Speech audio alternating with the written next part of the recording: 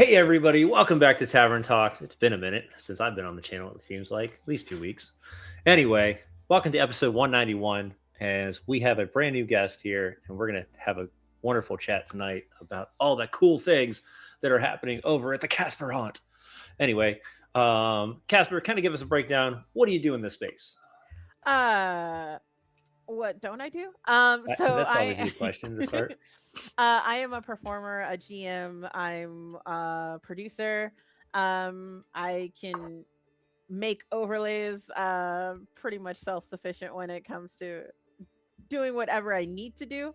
What I prefer doing is collaborative, any type of collaborative storytelling. So GMing and playing, haunting all my friends on the internet. Um, And all the friends. yeah, I love it. Those are my two favorites. And then I getting more comfortable in the producer seat, like just take a back seat and make sure all production goes well. I'm loving that. Awesome. Well, here at the tavern, we have a three-phase project now, which is awesome. So the first 30 minutes is going to be a talk that we're just going to break down some of the cool things that you're doing in the space, kind of get an idea of where you came from when it comes to the TTRPG space, as well as, you know, we're going to dive down some rabbit holes because it seems to be all that happens. After Yay. this point, we're going to hear the dragon as he comes into the room, tears things apart, and we're going to talk about your favorite monster. That's what Oh the yeah. second part is. And then finally, we're going to open up the group for everybody else during happy hour, where you can ask all the questions and get all the answers, as long as they're not goofy or as long as they're not gross. Goofy's Okay. fine. Gross is a little weird. Let's not do that. Anyway, so yeah, keep your questions until happy hour. It's the best way to do it because we'll catch all those at the end. Yeah. So let's break this down. Excellent. Normally, we start with three questions. Okay. The first one, of course, is what was your first experience with tabletop? My very first experience playing tabletop, I had just moved to Korea. I was my second time out of the country, first time like trying to live there long term. I was in Daegu, South Korea, and I was invited to a cafe to play Blades in the Dark. Oh, Um, What? and yeah, Blades in the Dark was my very first tabletop game. Product placement. I mean, hey, I didn't know that. I played Blades in the Dark. Yeah. It was I think the first edition. And I made like this moody, doesn't talk very much sniper with like a six-legged panther as my companion. It was a ranger before I knew what a ranger was. And I was angry and I shot things, and that's what I brought to the group because I was very shy and I did not know like character dynamics or anything like that. And I was just meeting these people and I'm like, I've never played this before. What do I do? And I don't even remember the character's name, but it was true blue to my heart. I remember the archetype. Um, and then after that, I played Burning Wheel, which was we got through character creation and session one, and that was it. And then I eventually made it to D&D on streaming actually with Tabletop Titties was a channel that was yeah, it was fun. It's a Canadian based channel with that they were looking for a new player producer, and I was like, yeah, I'll shoot my shot, why not? I survived Burning Wheel and Blades in the Dark, let's see what D&D can do. And I was like, all right. And they liked me, and I was with them until the channel just naturally dissipated because everybody got busy with life and stuff. um Still love that channel, still love those people. And then I got into more Powered by the Apocalypse games. I okay. love those. Monster Hearts was the first one I played, and then Monster of the Week, and then Thirsty Sword Lesbians, Girls by Moonlight. Yeah, it went. I went down that rabbit hole real bad. Empowered by the Apocalypse is a really good season or like system though. So I mean, a lot of people Yeah, really enjoy I it. adore that Um, system and all the various skins. I know I Jacob's been actually playing I Monsters actually of the just Week for a finished it last while. night. Yeah, I just Yeah. finished So it last night. I got to play that, so it was like a month or a month and a week long campaign. Okay. And so we did that. We just finished last night, and I was not expecting to have the outcome that we had, because at the end everybody was like, "What do you mean you've never played this before?" And I was like, "This is my first time. Like, I don't know what to tell you." I'm a natural. Sorry. But so and like we were talking off screen about this, yeah. I was playing the mundane, and so Shaggy Okay. was kind of my inspiration for that Yep. character, and I was like, "Oh man, what do I do?" So yeah. it was No. funny. I love the different flavors that you can put on Monster Hearts. Or not. Yeah, the Monster Hearts is the first one, and it's like close to my heart because I just love monsters. And then Monster of the Week, I love just the archetypes that you can go with it. It's like one of my favorite story engines. So yeah, because I'm a writer, and that's the one. It's like case of the week, monster of the week kind of thing, and I'm like, Yeah. Yeah. I love those. Yeah, I 'Cause- mean, it gives you that opportunity to test a lot of really cool things very quickly, because you only have really one at a time, right? Like that's the cool thing about it. So the next thing, of course, is, and this is going to be really an interesting question for you, because you didn't start with Dungeons and Dragons, but what brought you back? So you did Blades in the Dark, Mhm. and I've had very small amounts of knowledge on Blades in the Dark, but I've heard everybody that plays it loves it. Like Till it's one of those now. things. I get that, yeah. Well, you're over in another state, so that's not happening anytime soon. What are you talking about? Hidden one shot? Bro, do you understand how many things we've got going on this channel this year?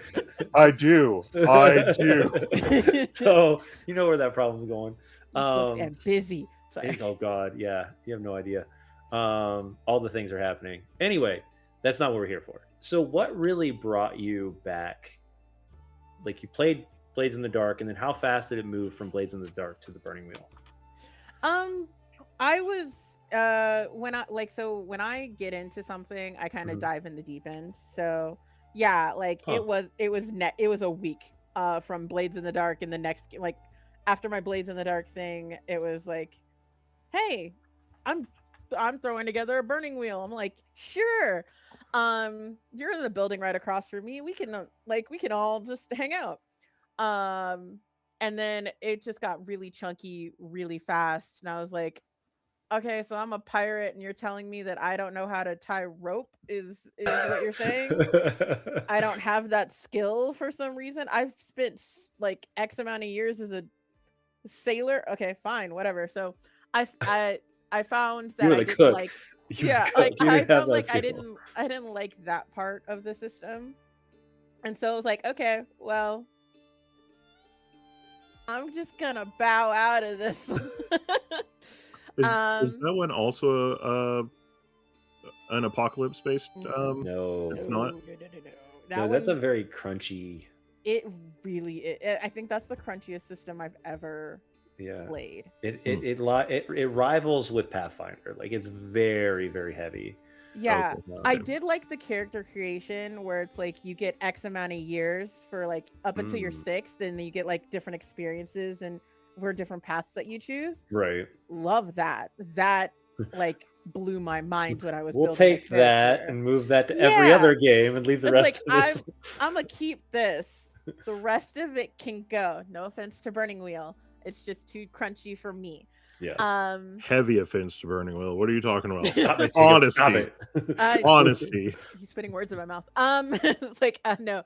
But I was also during this time, like during my deep dive, I was watching the first arc of Critical Role because I figured, hey, let's see what this would, because this was by the time that Bo Yasha was like really big on it, at least in my circles.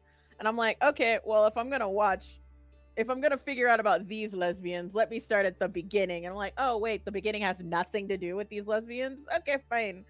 But then I saw Laura Bailey, and I was like, oh, okay, well, I'm going to just be here now. And then Ashley Johnson, too. And I followed Ashley from her acting career. So act like not stalking. I was like, I'm in a completely different state. I've never met these people. Yet they're coming to MomoCon. Anyway, I so like Ashley Johnson was one of my favorite actors, and so I was like, oh, she's in this thing, and it's supposed to be a bunch of friends doing tabletop, new things that I'm into. So I was watching Critical Role, and I love Vexalia. Vexalia was my favorite, and I was like, okay, watch the first Briarwood arc, and there's like, oh my god, there are 900 episodes, and but you're making an animated series. Okay, cool, I can wait for that. So I got through Briarwood, and I was like, I'm gonna wait. But the um action economy of D&D, at least 5e, was a lot less chunky than Burning Wheel. And I was like, okay. And once I understood the action economy, I was like, I could run something like this. Like, I already have a world. Let me just see if these rules fit. Right. And then I set up my own little like mini campaign with a bunch of friends. And I was like, let me buy $800 worth of $800 worth of material and pick and choose the different stuff that I need from each one, and then smash it all together. Lore, I don't know her. I don't know official D&D lore. That's but fine. I You don't need do it. know like stats and balancing and action economy for it. And I was like, this is good enough. Right. Let's be honest. Most people don't know how to actually balance stats anyways. It's a very complicated process that if you actually go break through the process, it's extremely complicated and crunchy. The other downfall with it is that if you balance it, you have to balance the way that you run encounters as well, because most encounters, if you look at how the stats are broken down, is it's actually supposed to be 3 encounters per rest, which is why most people, when you throw them a monster that is at the CR level that they're supposed to be, they're like, wow, that was really easy. I'm like, yeah, because you weren't supposed to be at full health. Like, Yeah. So I found out later about CR or whatever. I was like, oh, this would be a really cool monster for this encounter. And I was like, my first time DMing, didn't know anything about encounters, didn't know anything about CR. It was like, I didn't balance that for crap. Yep. I was like, oh, you survived. Congratulations.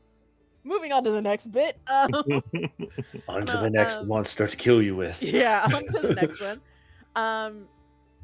And it like, so the original thing that I ran was just a bunch of like, it was a town overrun with werewolves, and one of the sorority girls got taken, and so the rest of the sorority had to go out and save her. And it was like one of those investigative things, and I was like, okay, what other monsters can I throw in here? And like, oh wait, but also I want the woods to be actively dangerous. What killer plants do we Oh my gosh. can I make the air dangerous? Venomous fog?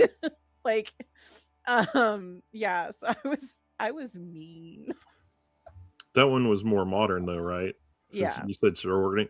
Yeah. It like the school was in a castle for aesthetics mostly.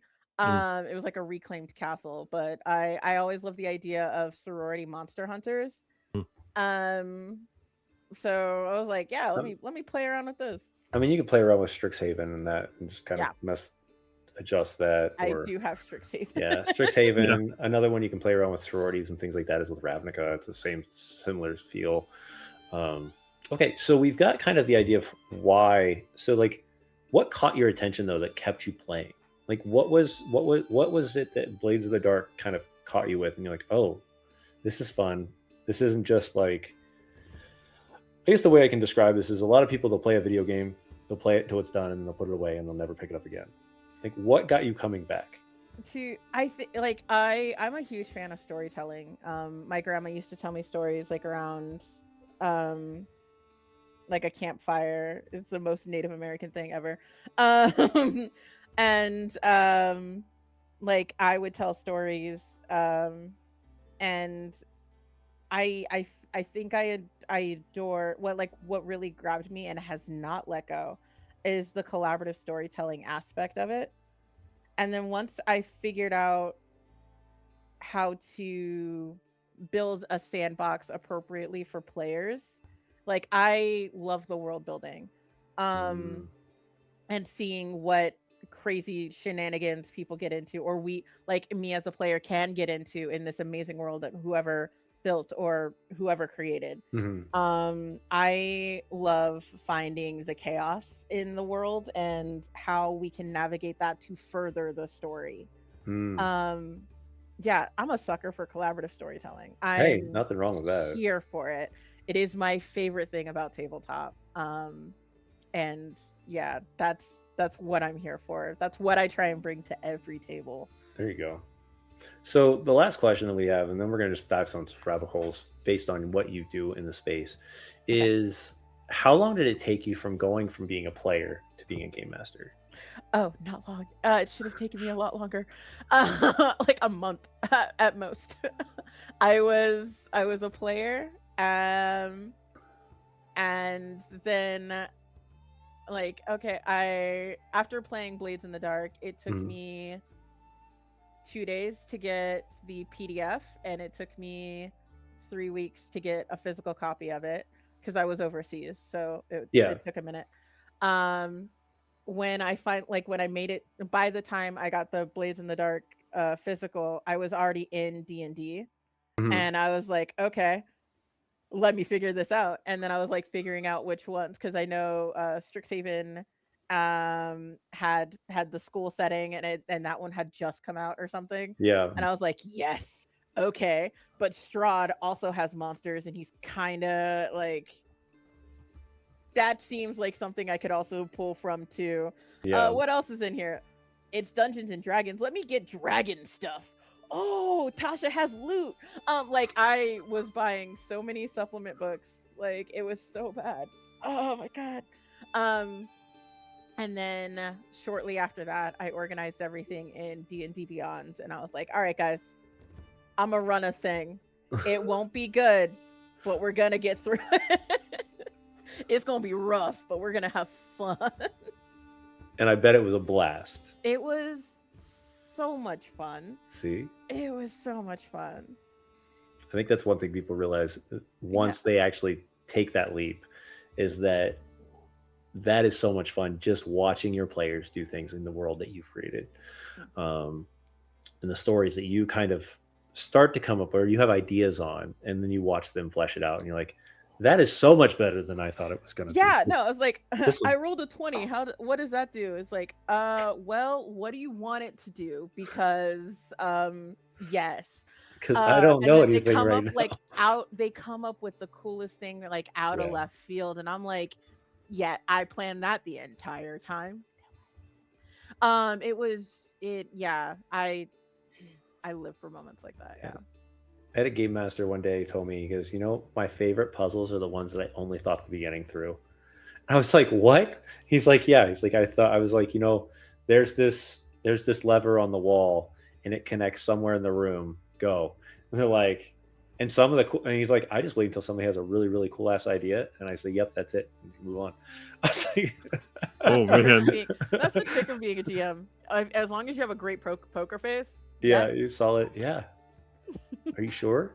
Sure that's what Yeah, that's are what you you're looking sure? You want to do that? Okay. at? All right, cool. Kills my person, adds an extra 1 on the hit point thing. It's like, no, you can go for a couple more rounds. That was way Yeah, too no, fast. it's way too fast. BBEG killed in one shot. At a 0. Yeah, no, I will say, one of my rules as a GM is you never fudge a roll.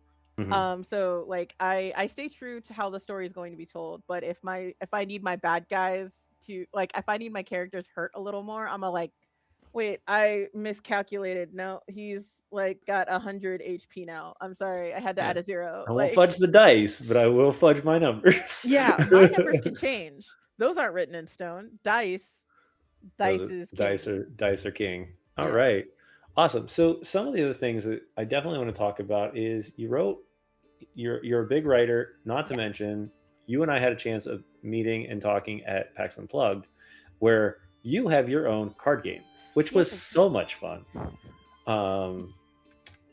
I mean, I almost sponsored it like off as we were walking out the door. I was trying to, not gonna lie.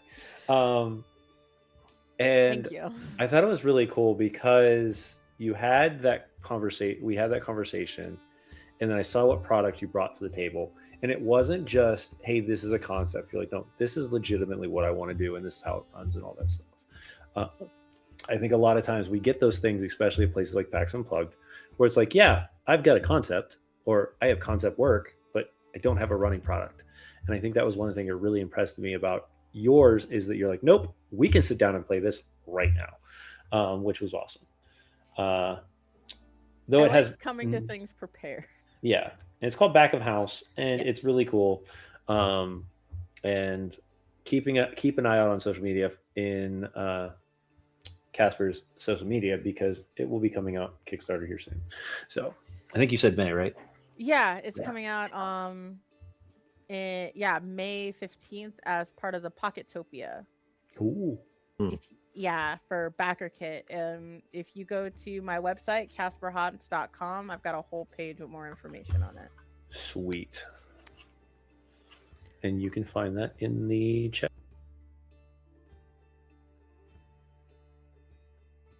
Haha. All right. So let's see here. One of the cool things about tabletop games is that everybody has a unique way of playing. Mhm. What is one thing that you really consider your style of role playing or GMing? Yeah, so my style of playing will be I will play a shifter of some kind or some sort of ranger. That's like whatever system you have, there's always a ranger archetype. I am that. Even if Okay. I'm not playing that, I'm still playing that. And I don't know, I just like being a ranger, and I can either be like super hella serious, grumpy old man, which is a good comfort zone for me, or I'm chaos incarnate and I will just hit a bitch. Sorry. And like I'll shoot first and then ask questions later. I'm one of two things. Okay. But it's all in service to, I want to like make it clear, it's all in service to the story. Like as long as like I will get down and like investigate. I won't be good at it because like intelligence is my dump stat. But I will be passionate about it. And like I, as a player, I just like being chaotic and facilitating. I don't like being the main character. I like facilitating other people to make choices. And I'm like a good support character. Yeah. I have a shtick and a gimmick, and I'm like, yeah, and I play it up. And this is where we're going with it. Let's Yeah. go. Yeah. Let's go. I'm here. I'm like, fuck it, we ball. Let's go. Sorry. Oh, you're good. As a GM, I also retain the like, screw it, we ball.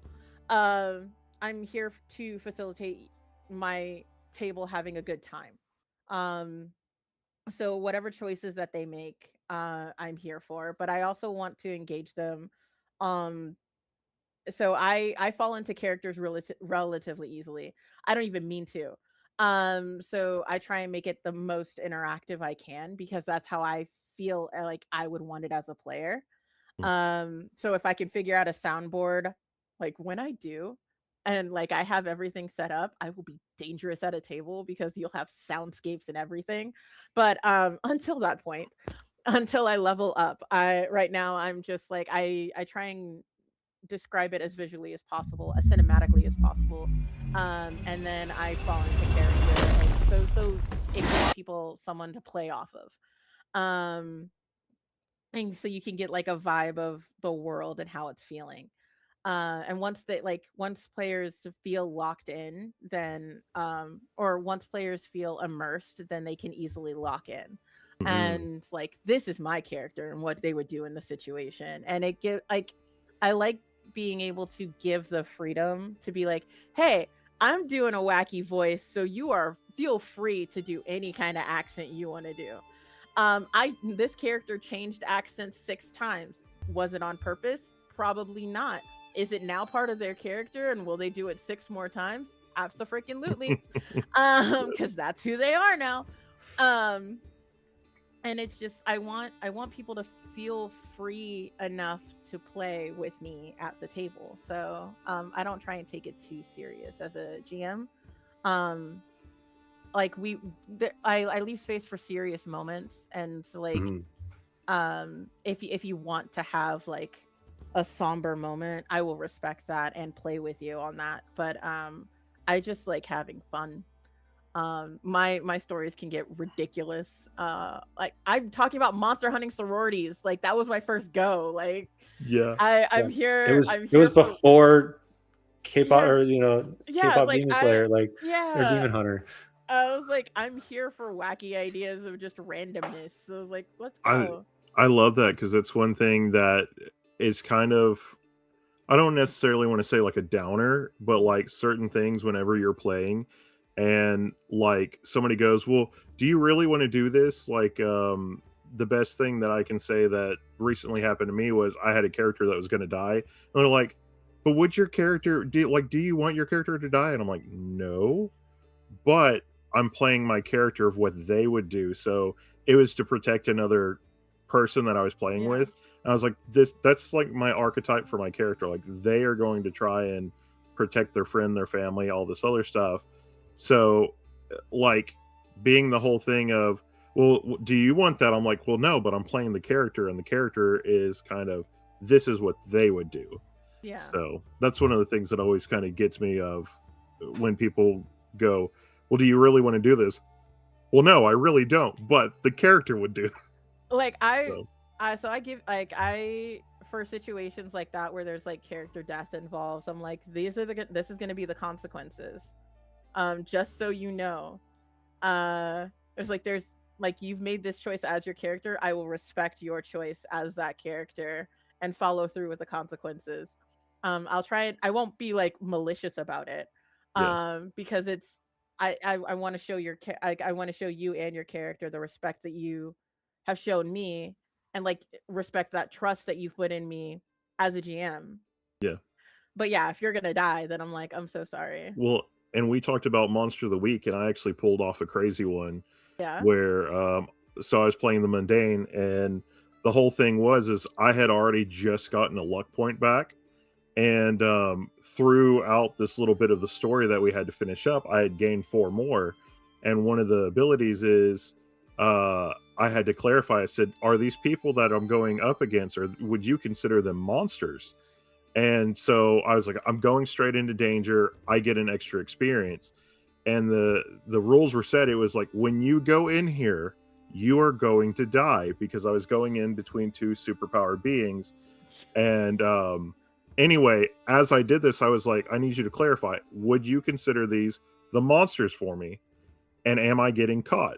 And the person's like, yeah, you're doing this. I was like, okay, 5 things. I would like my other luck point. I would like to cash it in automatically. And my powers that I have that I had already gotten, I said I would like the chance to be able to automatically use that luck point and basically push these 2 powers back and survive. And they were like, I don't know how you timed that just right, but I'm going to allow it. And I was like, that's amazing. I got to survive. See, that's why I like Monster of the Week, because like can I do this is like, what does the wording say? Yes. Yeah. If you can find I'm very fey with it. Is there a loophole in the phrasing? Then absolutely you can do it, because it doesn't say you can't. And I love that. It's phrasing is important. Other than that, it's like, the rules are loosey. Rule of cool is for me, like, yeah. Especially since I run a lot of one shots. It's like, sure, yeah, go ahead. That would be really awesome. Go. You can certainly try. Like, yeah. Go ahead. Yeah. I love that. It's the Dragon Arrives.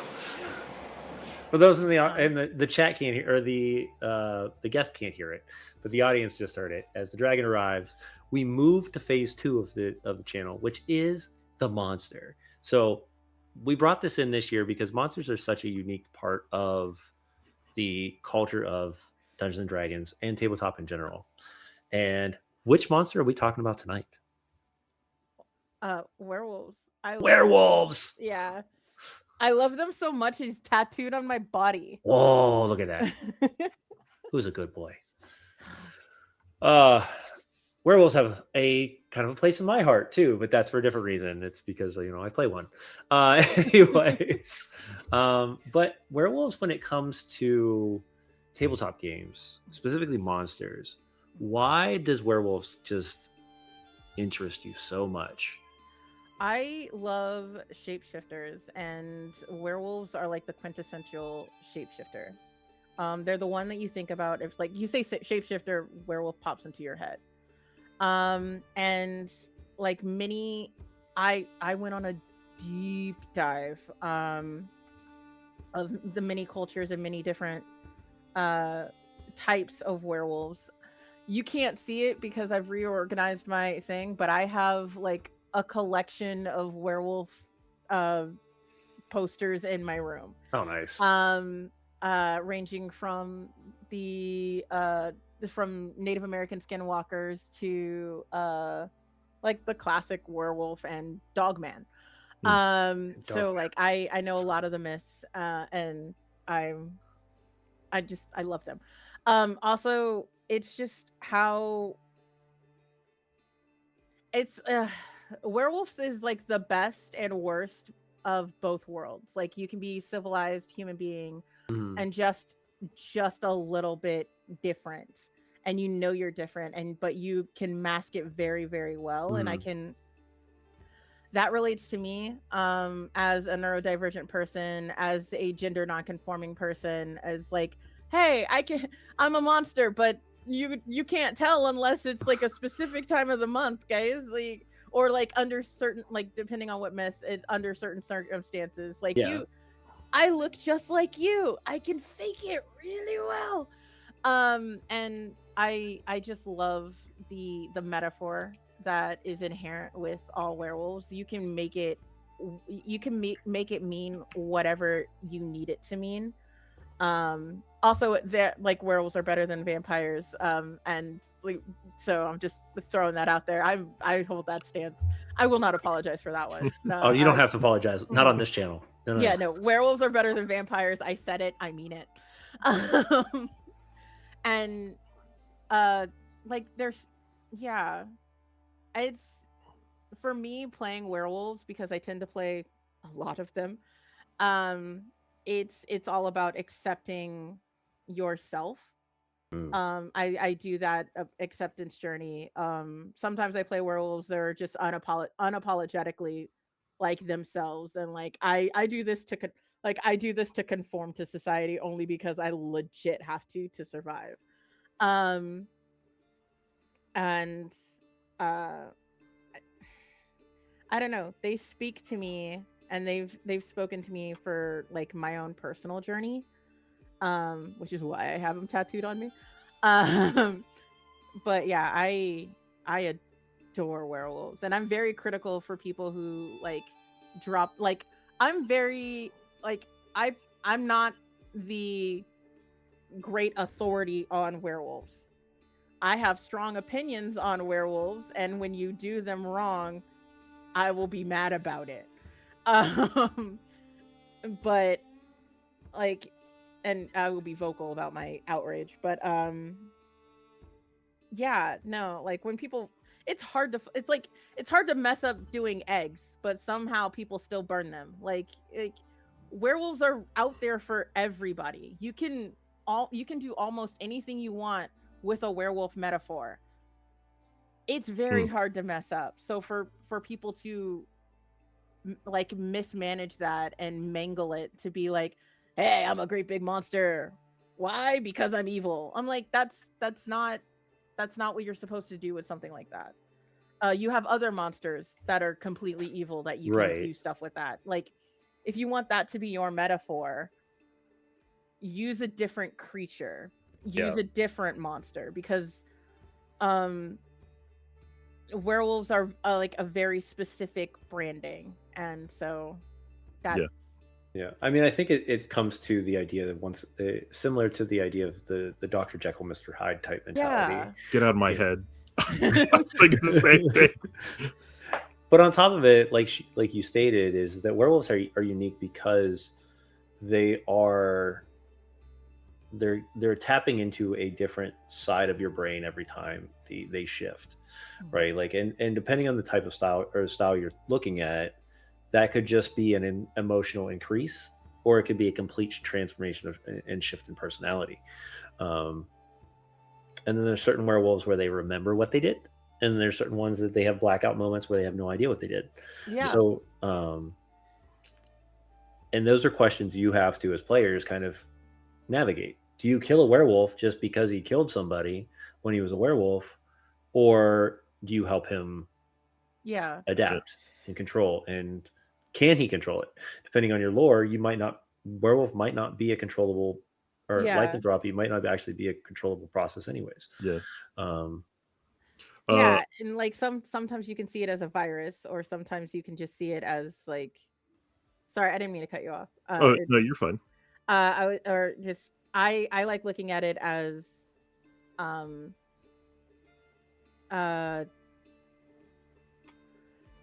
what's the word I want? It's I lost the word, but I don't see it as a virus. I don't see it as something you need to cure. It's just something you need to adapt to.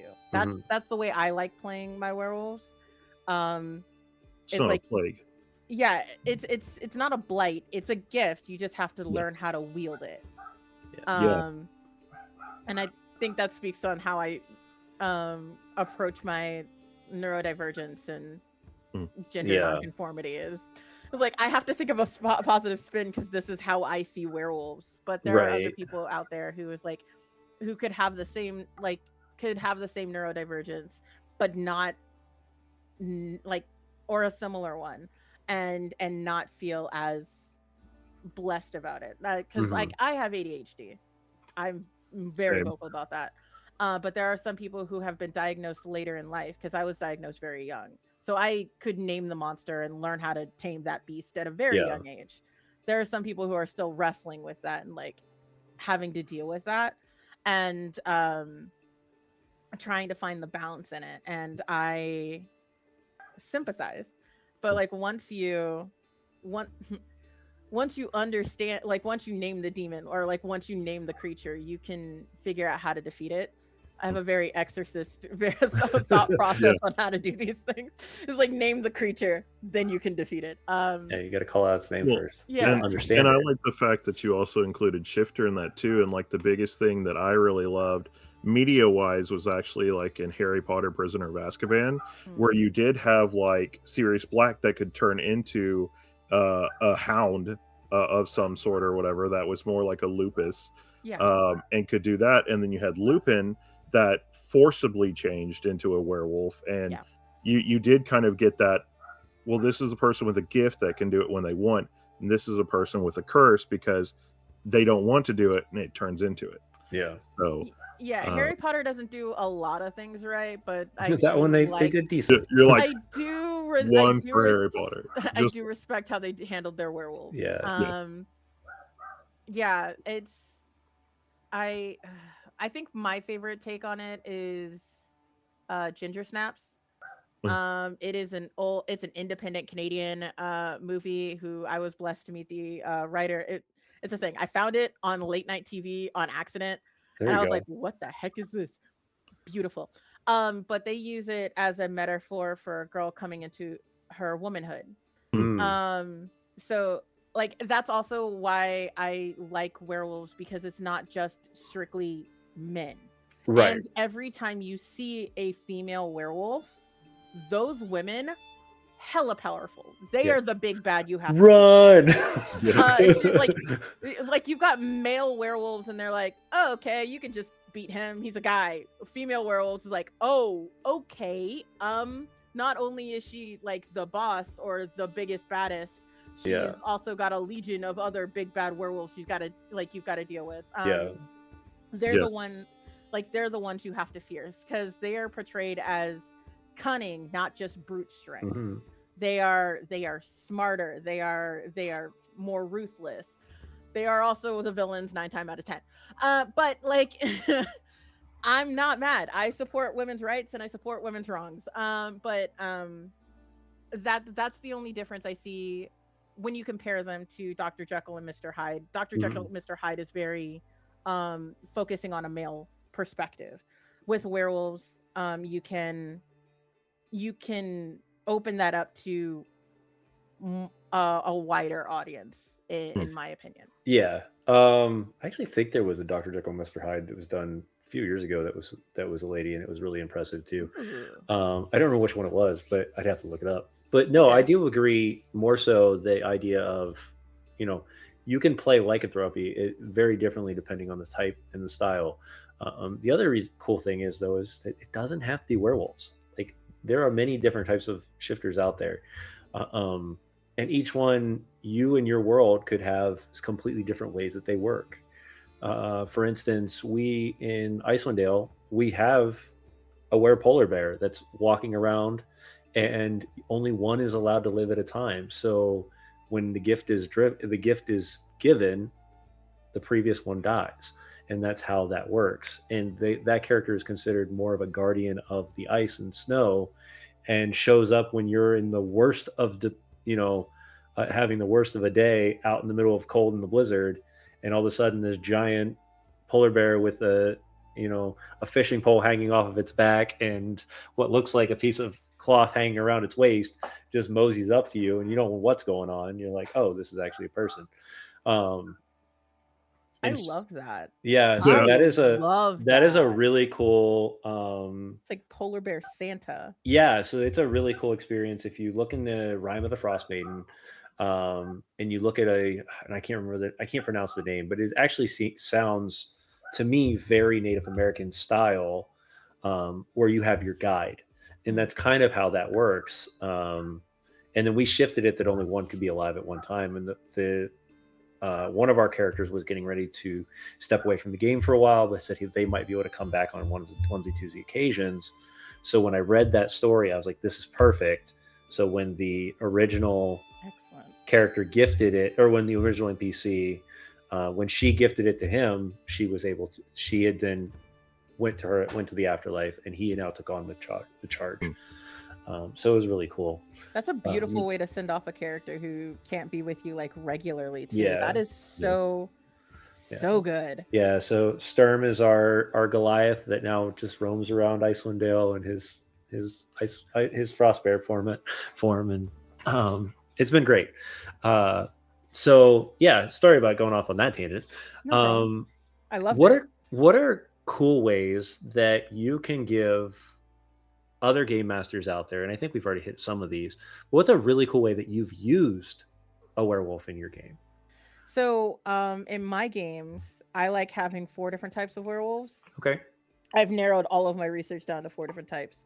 People who are born werewolves, people who reach werewolves as some form of enlightenment, and it's not necessarily just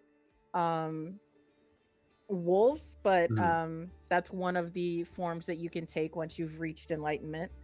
There are some people who are bitten, and they are that they're infected. That one's the more classic, like you're bitten, you must more turn. of a curse. Yeah, that one. Mark of the Beast. Yeah, and then there's ones who sacrifice their humanity and become basically just agents of chaos. And so you can, that one's more like a hellhound kind of situation. I read a myth about Lycanon. He is an ancient Greek king of Arcadia who served his son to a god and was cursed in wolf form for 7 years. So I took that, like, if you're willing to sacrifice your own child, your progeny, especially in that age, for a god, for a god's benefit, then that's, you have, like, for the rules for that version, I like to call them hellhounds, because I mean it just made sense. Yeah. but like you have to sacrifice your last threads of humanity to be To gifted cross this, that. yeah, to cross that line. So if you're just an evil person and you don't have any connection, easy enough to hop over that fence and be like, hey, sure. But if you're if you're if you have if you had a hard life and you have one thing that you're fighting for, you have to sacrifice that one thing to become this type of wolf. Hmm. And I find like I like having my bad guys have some sort of redeeming quality. Like they weren't all bad. So I also love tragic backstories. So that one is like just a gold mine of like, hey, how tragic was your past for you to become a wolf of this Absolutely. kind? And in the story itself, how tragic, or what line are you willing to cross Exactly. for what goal? Yeah. If you're saying, "Hey, I'm going to a god and saying, "Hey, my daughter is, cursed with death and I want to save her. How do I do that?" Well, you have to kill your best friend. Like do you cross that line? And if Yeah. you do, what penalties does that come with? And yeah, Um, I love consequences. Like when you're forced with a choice like that, yeah. Um Playing around with those consequences, either way it's not going to be great, it's not but great. all of that is just juicy ass storytelling. Yeah. And as a GM, for anybody who's like looking to get into it, I if always follow the more interesting choice. And if your characters have an easy choice, then that's not really a choice. Like you have to give them things that are going to have consequences either way. Hmm. Um yeah, that's how I play it. And that's the best way to draw all of the juice out of your story. If you want to milk it for all it's worth, you've got to just be willing to um like go to the hard choices. Hmm. Yeah, no, absolutely. I think you can't throw those all the time because your players are Yeah. going to get exhausted. That's what we call the wave. Like you have to be able Yeah. to do high peaks and high highs and low lows, but you can't just rest them at those low levels. Yeah, no, you got to build You up to it. you will Yeah. you will corrupt your players, and they will not want to come back to your table because they would just be sitting there crying all day long. It's not a good idea. Or they No, think they're invincible, and then you don't want that either. That's that's how not come fun. I like whenever I do games, I like playing like quirky fun games, but like by the end of it the cliffhanger is something that's going to gut you. Like I'm going to make you fall in love with this NPC, Hmm. but by the end of it he might be eaten by a bunch of soldiers. I'm so sorry. All right. Oh Well, no. we are about to walk into what was considered happy hour, and there's already a question that's popped up in the chat room, and I'd be curious to see your thoughts on it. Not because Okay. of it being, it's a little bit more emotional on the idea of this werewolf idea. Yeah. I'm not going to say the name because it will be recorded, but they've asked, as a cis male with poor emotional self control, Marvel's the Hulk, White Wolf's Werewolf, the Apocalypse, Berserker, Dwarven Berserkers, and Barbarians in D&D all taught me that rage was a blessing. As an adult navigating the real world, it's definitely not. Now, that is an interesting concept to think about because I don't Yeah. believe that rage has to be a curse, but it needs to be channeled, and that's Yeah. where the danger comes from. Um, uh, Finding outlets that allow you to utilize that rage in a positive manner is probably my best suggestion, but I'm curious yours. See, my like the way that I like looking at it, because when I was growing up, I was a very angry child. Um, if you, No, I couldn't see it. Very, very nice person. um, it came with a lot of forging. So your rage is basically a fire. You can focus that fire as like a straight line to be a beacon of hope, or you can let it burn the entire forest down. That is your responsibility on how you want to manage that. Um,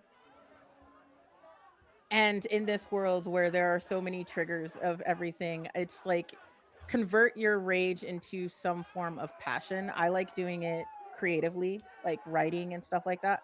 Those are my outlets. I'm also getting into sword fighting because I need more physical outlets that don't have me sit on my butt. But like on the flip side of just rate, like what, keeping with the metaphor of rage being a fire, don't be afraid to be weird with it. Like if you're if you get passionate about obscure things, like being if your idea is you want to be a knight, we've got Ren fairs. You're not alone. If you want to be a pirate, they've got degrees at Ivy League schools where you can be a pirate. Don't be afraid to be weird, because being normal is very limiting and is vastly overrated. So once you open up your mind to that, like the world is your oyster. Think like a kid. You can be anything you want. You can be a pirate. You can be a knight. You can be a samurai. They've got classes for that. The internet has opened this to, like, all you have to do is just research and dedicate time to it. And if you like, on times when you're feeling frustrated or angry at something else in the world, channel that passion into a physical activity. Like, I follow a guy on Instagram who has a warrior like workout plan. He is a Viking. Um if he like there is no shortage of weirdos out there. All you have to do is just find people whose weird matches yours, who will embrace you, and then you're on your way of like finding a healthy outlet for your passion, because that's how I see rage. It's just how you color it. Hmm. I love that. Yeah, I that's love awesome. that. I'm a big spiritualist. I know we haven't gotten to cover that much on the podcast ever, or actually with tabletop misfits at all. But that is one of my go-to things. So my 2 cents in that would be going off the Chinese philosophy of basically, like, you do have different varying degrees of it. So you either have a fire that's like a candle, or you have a fire that burns in you that is like a wildfire. And I completely agree that there is a way to channel that correctly. But if you're a wildfire, just make sure that you're putting it into something that you actually want to put it into. Because I will tell you that rage does fuel a lot of different things. And I have pushed myself so much more to do things because of that, knowing that I want to be better at something than just letting it fall at the wayside. So, but yeah. We're talking philosophy tonight, fellas. Yeah. Let's go.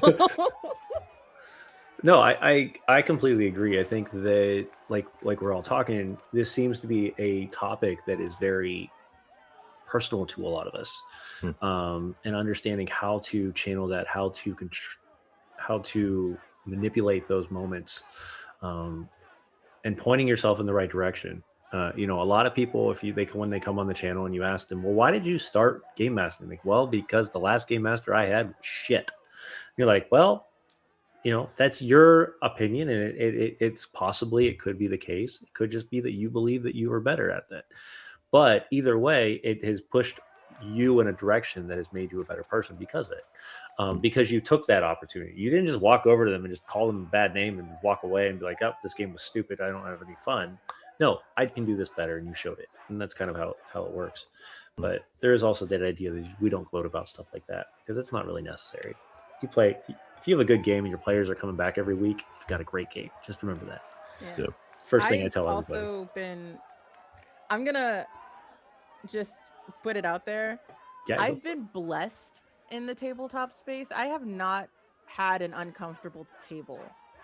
I had everybody I've met on the internet, in person, everyone I've played with, like the vibes were just right they were just right for every game that I've been at. I know that's not everybody's experience. I know I am blessed with with having the experience that I have.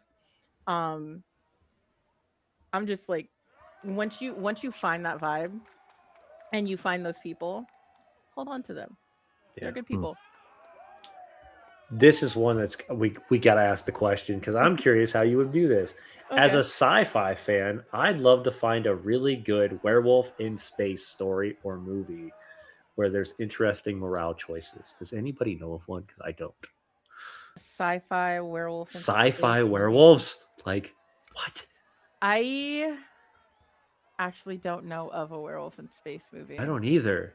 That makes me so mad. If anybody in the channel can get us a link or a image or a title of a Damn it. space werewolf movie, we might even send this out as an Instagram thing later. Be like, somebody, it has to be out there. And I can't think of anything either. I feel like probably like a stinky movie, or it's I probably feel a like the B closest movie. thing we're gonna get is like Star Trek, and it's that we ended up on one planet where there were werewolves or something like that. Yeah, I feel like that's about it. Or like there are werewolves in Star Wars. It's a race because they went out to a Halloween shop, got a mask, and had them in the background, listening to jizz. Oh, I had an action figure for that. I know what you're talking about. I can see like a bunch of werewolves in space books. Yeah. But no movies. Yeah, so interesting ideas there. Kung Fu Werewolf from Outer Space 2001. What? Love it. Okay, so new goal. Movie night. PAX Unplugged movie night is gonna be Kung Fu Space Werewolf from Outer Space. From Outer Space. It's only half. It's a short film. That's fine. It was we shot. Don't need to have a long film with that one. See, fantastic. The only other thing I can think of like that mixes Egyptian stuff, and it's one of the Stargate movies. Okay. Where they had like the little metal like collars and stuff, and they were all like Egyptian. Oh, and like the Anubis head. It would like come over them, and they would get like an Anubis head, and one of the people like ripped it off because it was like a helmet. And when they ripped it off, there was actually a wolf face underneath it. I guess they were like ashamed of it, so they would cover them with the Anubis helmets. There's also another movie called Werewolf Bitches from Outer Space. That one's an hour long. Let's go. So we do both of those and we get a full movie. Yeah. Yeah. You know what? We've got a movie night. We get a movie night. But yeah, I would absolutely love, especially working on like, because I played a werewolf in space for a Pathfinder or a Starfinder campaign that Paige ran for me, who is a friend of mine. Mm-hmm. But I was playing a wolf, like as the breed, like as my species. I was just a wolf. I was a space pilot, but I was also a wolf. I would love to figure out, especially like if you get the ones that change with the moon, like how that affects you in space, because the moon doesn't have its own light source. It's a reflection. So if you're Death Dice just said the same thing. Oh my goodness. My search came up with Kung Fu Werewolf from Outer Space and Werewolf Bitches from Outer Space. So those apparently are the only werewolf movies for Outer Space. That's the only two we got. We're gonna have to branch out, make some more. What might be an idea then, and this is a down the road idea, is to run a game where everybody's werewolves and you kind of play it similar to like Biker Mice from Mars. Would be werewolves from Mars, and have something crazy like that go on. Werewolves on. I have a vein of thought off of that too. What's that? Have you ever tried Werewolf? Yeah. Like from like the Masquerade and stuff? Yeah. Yeah. Okay. Yeah. We both play werewolves. I played Vampire the Masquerade. I've never played werewolf. Oh. Yet. I have it. And I've been reading it, but I have not played it yet. How long do we got? Pull the book up. There it is. Mine are all behind Blades in the Dark. Yeah. Yeah, I've got one. It's in another room. So So normally, because we've played these over the stream, there's like a display area right here, Of course. and normally when I'm playing one, I'll shift the book to what we're playing because it's the only thing you'll Beautiful. catch right here. So it's a nice little placement. Yeah. But yeah, no, that's yeah, no, werewolf is a Werewolf in big space one would be so here. good. Well, and I think you'd really love like the transformation system because you on one side of the spectrum it's a wolf, and on the other side it's a It's human. a human. Yeah. And then you go into like Large wolf. well, you go into like the teenage werewolf, like Yeah, American werewolf. Is that what? Yeah, movie the was? classic No. like like You like go Teen in- man Wolf. wolf You're thing. talking Yeah. like Teen Wolf. Teen Wolf, yeah. Yeah. You kind of go Yeah. into that, and then you go into like the big giant werewolf, Yeah. and then you Yeah. kind of go on the other side. You have another one that's more of a bipedal What? wolf, the one that's in between the lupus and the crino. No, you're not bipedal. You're still quadrupedal. You're just a big ass wolf. Yeah, See? that's what I wolf. meant. Something, wolf. yeah, you're bigger. I don't know. That's Is the- it- You're like wolf. a dire wolf, yeah, Little wolf. Yeah, direwolf. yeah. There you Big go. wolf. I was like, how do I explain that? Rawr. Yeah, Yeah. Teen Wolf. See, instead of Teen Wolf, I always go like Wolfman Yeah. because I'm a Makes fan sense, of the yeah. classics. Yeah. heck yeah. But no, those are different really good options. Yeah. That was my thing, though. If you haven't gotten to watch that episode of our stuff, I really feel like how everybody that played a werewolf, we all got to play them very differently, and I liked how all that different stuff happened because we did have we have Alex, that's one of the other misfits. That our joke for her was, yes, if she ever wolfs out, she's bigger than the rest of us. Yeah, we were all scared. Amazing. So, but I mean, until then, it was like she was fully in control. She Mhm. was the one we were going to be like, do we just let this all run out, or do we actually try and jump in and stop her? Like, how do we do that? James, his character started out as a wolf, and then once he turned into a human, he's like, what do I do now? Like, I've lived this whole life as a wolf. And it was there was a joke that didn't turn out to be a joke, but I won't spoil everything about it. But there was a moment where we were trying to figure out like what would a wolf do when it just turned human and didn't know what to do with life. So he was doing the 2 F words, and that's all he was doing. And I won't drop those on the. That's fair. It was fighting in the other one. That's all I'm saying. And Fighting and frolicking. yeah, Obviously. fighting and frolicking. wait, there's a third of he was feasting. What are you talking about? That too. Amazing. Okay, so we've got if you're good in getting into sword fighting, what's your favorite style blade to bash with, and why isn't it a claymore? It's not a claymore because I am only 5'3". They can't. most- The claymore's too big. Yeah, I'm 5'3". And claymores are huge. Let me It hide my is- claymore real quick. It's still a long sword. My partner got me a long sword when I went to my first run fair, and it is literally my height.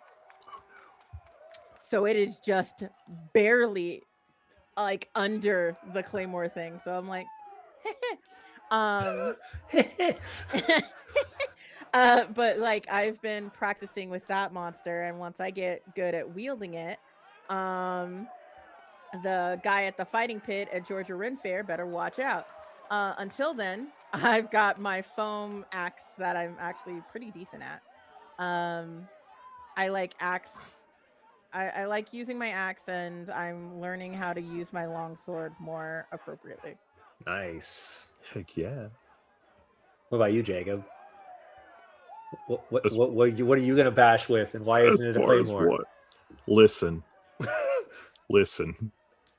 This is a horrible discussion to have with me because I have too many katanas, I have too many claymores, I have too many Knight Templar swords, and many others that I kind of feel embarrassed to have, but I feel this is hilarious because every time I talk to Jacob, it's like, what new over the top fixation have you developed? what onion layer are we on?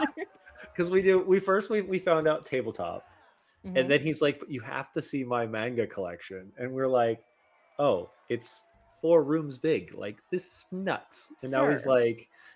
like, my sword collection is So just as big. Like, that's what I'm hearing out of this. silent drop, because I will be revamping that channel. But if you want to catch it, you can go look at Jen Graves or Manga Restart on YouTube. And yes, I have. The last time I clocked it, it was like 6,000 books. You have a library. Now I know I have 7,000, a little over 7,000. So Yeah, you have You have a legitimately a library, library. which you actually can look into that because I believe you get certain benefits for that as a. I know I need to see about this library too. Yeah, I don't. I Think you don't have books enough for that to be one. a tabletop library. I'm working on it, but you I need don't. you need at least You don't 1,000 have to tell books. people that. Yeah, Just let us believe it. Yeah, just let yeah, us prove I'm it. getting close. Yeah. I sponsor enough stuff on Kickstarter. I don't sponsor, but like I support enough things on Kickstarter. I'm getting close. Same. Yeah. You're like, I'm just waiting. They're in the mail. Yeah. Yeah. So here's an interesting question: when you're going up against a delivery driver NPC, going dire wolf form is so. Question. So That's all. It Okay. says ... dog chasing the mailman vibing. Like, is that what we're doing? If you were a werewolf and you Depends on who. picked your format and you were going up against the delivery driver NPC, what would you stay at? What would you be? Which form would I take as a werewolf? Yo. So many. So many. Yeah, direwolf would be cool, but I think I would go more lycanthrope, like classic lycanthrope. Give me like an actual snout though. Yeah. That would hurt though. But if it's a once a month thing and it's during the full moon, I'm already in pain once a month. I will choose the full body transformation. Yeah. And like lock that shit down for 3 days. And heck yeah. Yeah, I'd go full lycanthrope. There we go. I mean, but they're acting like it's not an option for us to steal the car and eat all the pizza inside. So, just saying. The stealthy one. That's what I want to be. The stealthy one. Yep. So why did we find the delivery car in the woods like a week later? Who knows? All the pizzas were gone. What was the last stop? I don't know. The GPS was ripped out. It was in the woods. All right. Merm's got a cool question, and it relates to tabletop. What is your most recent system that you fell in love with and why? Most recent system I've fallen in love with. We can do this around the table too, because Jacob and I just played a bunch of games while we were at GaryCon too. Nice. The one that I found that I'm trying to adapt a world around is called Shift. It's I've heard of that. Yeah, Hit Point Press just You've talked to me about that, yes. And I love the idea of shift. Their big thing is they have shifting dice. Mm-hmm. You start off with like a D6 is pretty powerful, and then D12 is like your worst. Actually, D4 is the best dice, but I don't have a lot of those, so D6 right now. And like the environment dice can shift. All of the dice can shift if the situation changes, and I am fascinated by it. I want to try and play it once I get my world built. So, I mean, if it's shifting, then you could just start building your world and shifting at the same time. Yeah, no, that's a lot of work. I'm gonna focus on the one thing at a time. I'm gonna focus on a starting point, and then. No worries. Jacob, what about you? What is the newest game you've fallen in love with? Where do we start? Why? No, I said, what's the newest game you've fallen in love with? Not just where do we start. I'm gonna say, because you and I have already played Shadow Dark, so I'm gonna knock that one off the table. But I'm gonna probably say Pirate Board. Okay, that was your newest one you played that you really enjoyed. That was probably the newest one I bought, and I bought too much because I got all of the big books. I got one of the zines, and then it also made me, and I'm going to say this lightly, yes, it made me. It whispered in my ear, and it made me buy Cyborg and Morkborg and the expansions for that. So, yeah, I can believe it. I've heard books whisper to me when the books do whisper at con, especially at cons. I have Pirate Board up here somewhere. I just don't know where it's at. I'm not gonna lie. I've owned it for like 3 years. Bahamas, this one. No, yeah, I won't show you the one I have, but I'll just keep that one myself. That's fine. Because it was because Luke gave me that one 2 years ago at Genghis. So yeah. But I'm already like, how do I make Pirate Borg and Cyborg a thing together? How do I Cyber pirates? Yes. Cyber pirates, yeah. Yes. Space pirate werewolves. Exactly. Okay, yeah, we could do that. So there's actually Bloodborg, which would be vampires, but we don't like vampires as much. Werewolves are cooler. We'll just shift the vampires are glorified leeches. I said what I said. Oh no, I agree. call that out in channel on our werewolf show before multiple times. I'm like, all right, where are the leeches at? You know, they're they're like super fancy zombies. Yeah, super fancy. Hey, there's only one vampire that I know that's not that way, and he's really cool. Oh, shut up.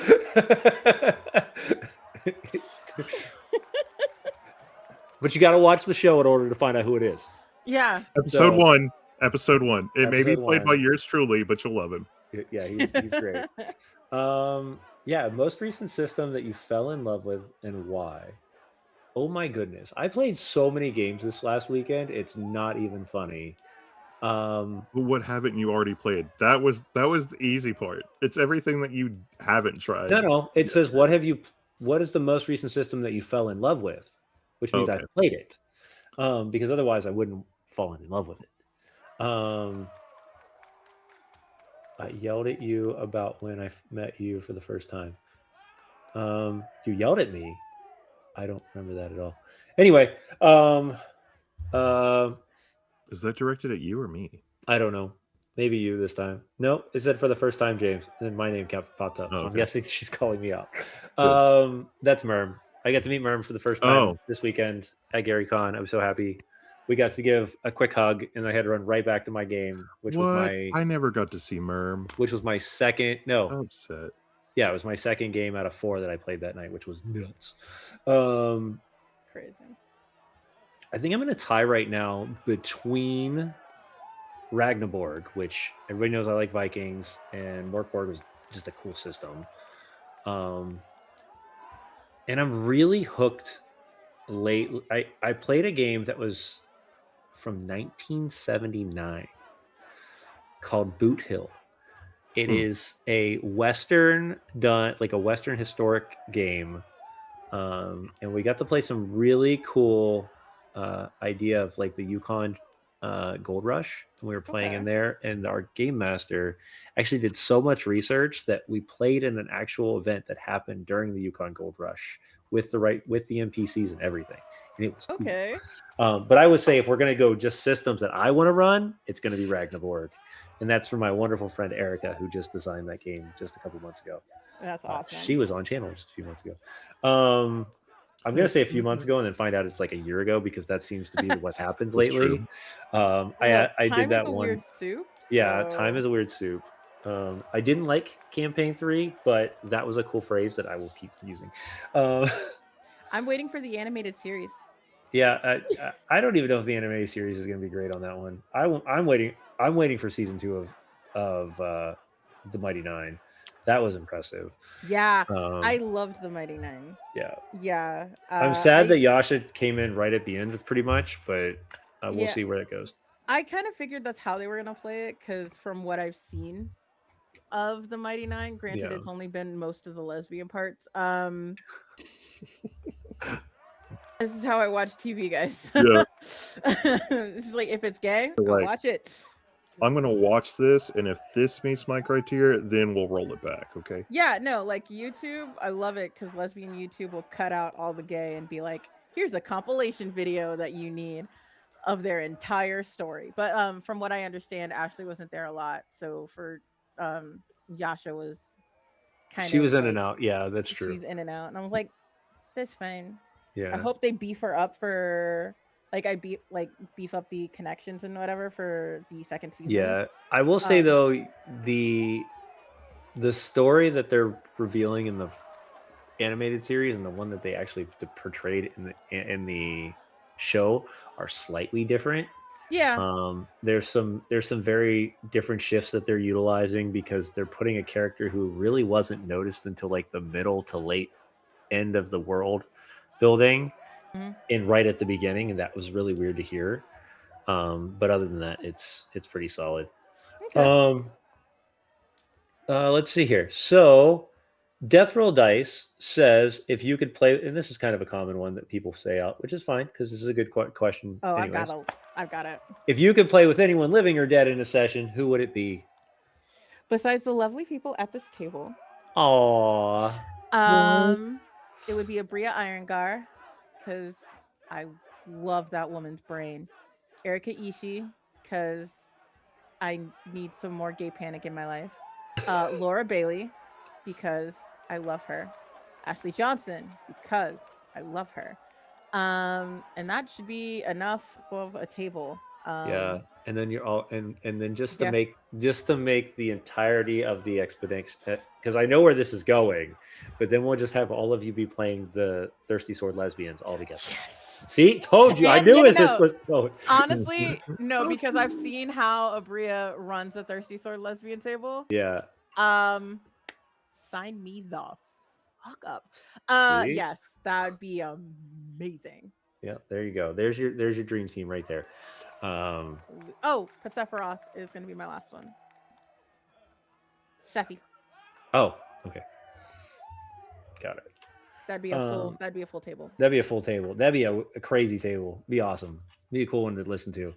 I'll sit in the bleachers I'll and just die listen to it. immediately after it. I'll die. I can die happy. I'll play that table. And if we're playing Thirsty Sword Lesbians, I will flirt with that entire table and then pass out. Two steps off the thing. We're done. Not to mention the amount of anxiety that you would have after that table. Like, oh, did I make it? Did I make it? I just got to make it till the end. Just got to make it till the end. Make it till the end. Get myself lost in the character, and then when the character is when this thing is finished, it's like, okay, well, we're done. Matt, that's spicy. If you're not following the channel, I hope you are. Matt Stormcrow said, if you could remove any one game system or gaming trope from existence, what would you choose? Ooh. That's spicy. Oh man. One game system or trope? You know what? I'd love to hear the audience. If you want to put those in the chat, what yours would be, I would love to hear this. Yeah, no, I'm gonna be spicy. I mean, we just got off an entire conversation about the entire pack of lesbians that you want to where you want to be at. So let's continue the spice. Yeah, so I'm gonna be very spicy and say I'm gonna probably get rid of a tavern, like everybody meeting in a tavern, because there are I just want to get rid of that trope because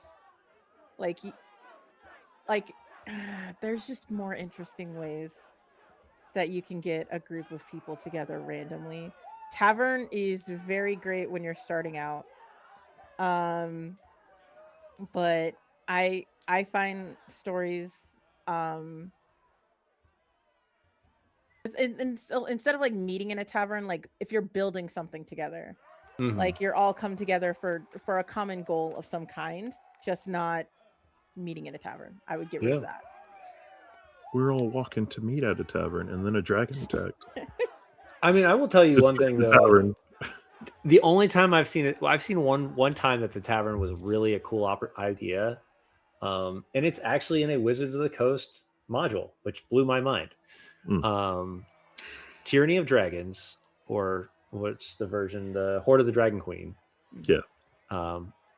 Everybody meets in a tavern, but nobody knows each other, and it's interesting because the next thing you notice is you hear wing beats, and then you see a massive claw go through the tavern as an adult blue dragon rips it apart, and that's where you start the first session. You're like, get out of the tavern, it's burning, it's on fire. Oh, and the entirety of the raid of kobolds and bandits are on their way too. Yeah, that was a interesting one. That was good. see stuff like that. Yeah. You're sitting in a tavern and you don't know each other. Yeah. Yeah. That's Find interesting. a reason because, like, to work together. yeah, because that's trauma bonding day one, guys. Like, whoa. Yeah. Hey, We're in it. did you just get taken out by a dragon? Because I did. Like, how about we not have that issue? I What are yeah. ways you've brought your players together then? Because I know another thing that a lot of newer game masters, or even very older game masters, state. You tell me why you guys are all working together, and during session 0, even, so that when Yeah. you start, it's already feels like you have connections with players. So so most of my stuff is either like I like to run school adventures because I'm in that mindset of just like wacky kids doing Wacky things. Yeah, wacky kids doing things that parents would be very concerned if there were any in these shows. I was raised on Scooby-Doo. That's like it makes sense. But like it's a missing student from homeroom. Why is the student missing? Mhm. That one I stole straight from Monster Hearts. And then you're in a club together. Initiation for whatever school functioning event. Mm. Those are the ones that I normally get for my more fantasy settings. Oh, do I run those? It's you're all hired on by some mysterious stranger. You don't know each other. I love the you don't know each other. We'll build our bonds during the thing. Like we have no prior knowledge. Like you may have heard stories of me, but you've never met me as a person. Okay. And like you're all trying to figure out, did you hire me? No, clearly not. Did you hire? No, you definitely did not. Like kind of feeling out those vibes. I love the mysterious stranger or mysterious benefactor. That I'm a sucker for that one. Yeah, but not when it's the player, and that's what Matt's saying out there. Yeah, I get rid of the mysterious player character who mysteriously sits alone, smoking mysteriously, and expects everyone to drag him into a game. That's no the most annoying PC. One of the most annoying PCs. That trope can go away. Yeah, that one can. For those that care. I would definitely throw that one right out the window. If we're playing a collaborative storytelling game, be collaborative. Yeah. Nobody likes the edgelord that doesn't want to work with his players. See, when I don't play edgelords, but when I play like grumpy old man, I will begrudgingly help my players, but it's like you don't have to drag me tooth and nail into it. It's just like grandpa's tired. Like, why do I have to fight a dragon when I could take a nap? Like oh, because the bed won't be there if they don't fight the dragon. Okay, that makes sense. Yeah. Gets up, cranky,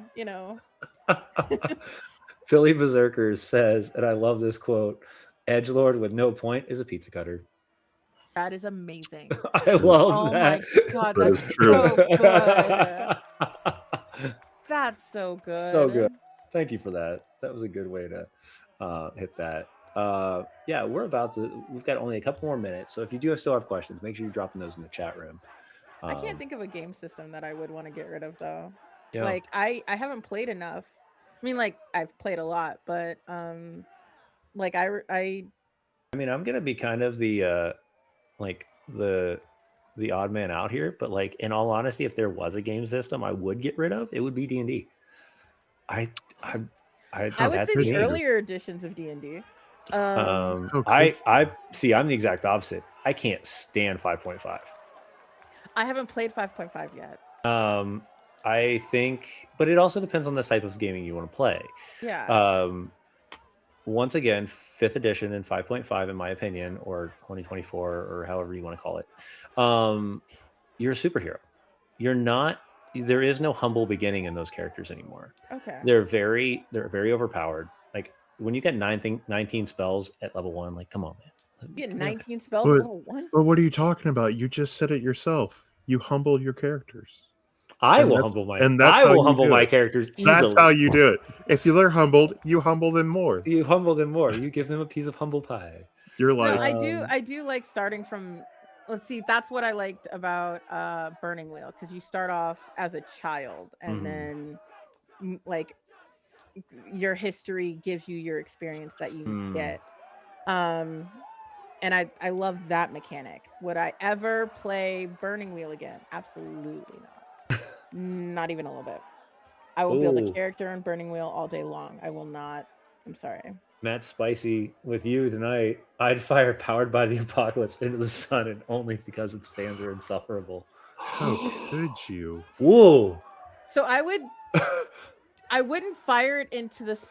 Wait, Powered by the Apocalypse? Oh wait, like the original, Are we talking about like the original? or like the Powered in the Apocalypse system? Because like Yeah. I've never played Powered by the Apocalypse, but I've played so many skins. So Yeah. I feel like I'm going to be an odd one out, and it's only because I don't understand the system right now. Which this is doomed to change. Okay, Yeah. I've But not played Powered I- by the Apocalypse, so I can't say I anything. really have a hard time with the Paragon system. Like Yeah. like it's very confusing, and I think I really just need somebody to sit down and be like, hey, this is actually how this works, and then my opinion of that will change. But right now Fair I'm enough. just kind of like, how do you work? Like I am so confused. They And then want to do that. trying to find a video on it where somebody explains it for an ADHD mind. Let me clarify that. Yeah, no. You're kind of like, You're saying a lot of words at me, friend.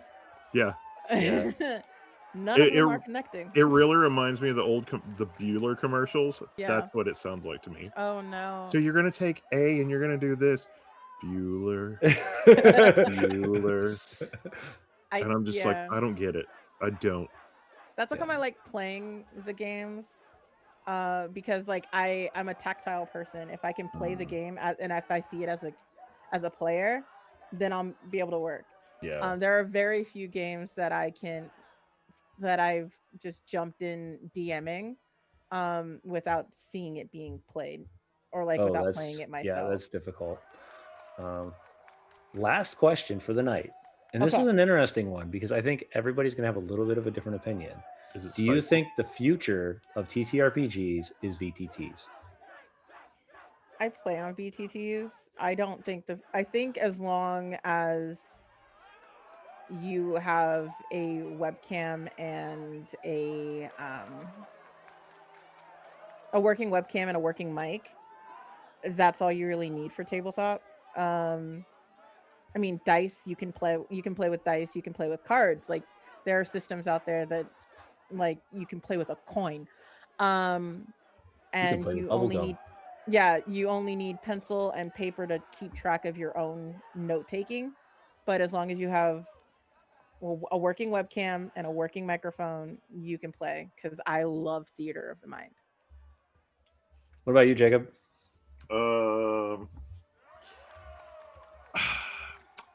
I'm going to say no.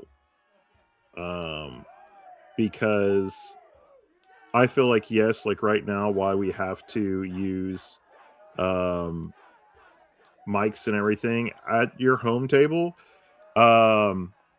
why would I ever put a screen in the table? Just saying, like, I don't feel like we are ever going to go straight VTT on that, because there's something invigorating like having a book and reading the book and opening it versus like having to go on an iPad or something like that. Like, yes, that's fun, but a lot of us, we like to smell the paper, we like to feel that, we like to draw out our world, and only because James at one point has like all these things now, you buy the little things to make your town and you do it yourself, and then you go, I've done this, it looks like how I want it to, let's step away and have people come play it.